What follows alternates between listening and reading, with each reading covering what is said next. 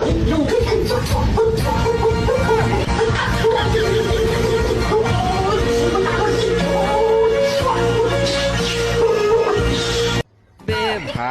আর তুই কি হালকা করে বোকাচোদা আছিস না কি বে?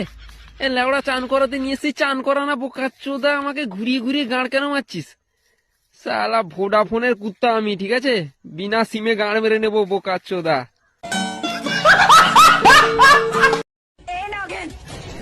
अपने असली रूप में आओ, अपने असली रूप में मैं आ रही हूँ।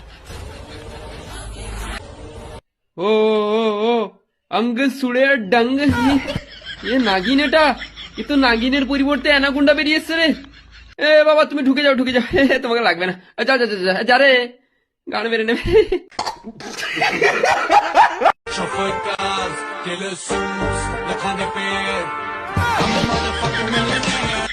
এই কি দেখছিস ভাই?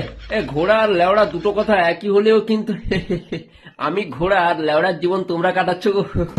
আর ও যেটা করছিল একটু ডিসক্রাইব করে বলে দিই, ও যেটা করছিল ওকে কিস বলে, লিপ কিস।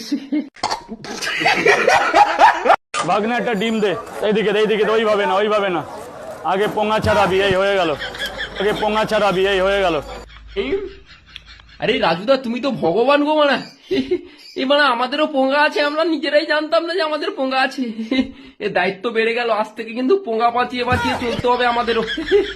এই তোর পোঙ্গাটা সরা বোকাচোদা, ওটা আমার পোঙ্গা না, ওটা আমার মুখ, যেটা তোমার পোঙ্গায় লাগিয়ে আছে।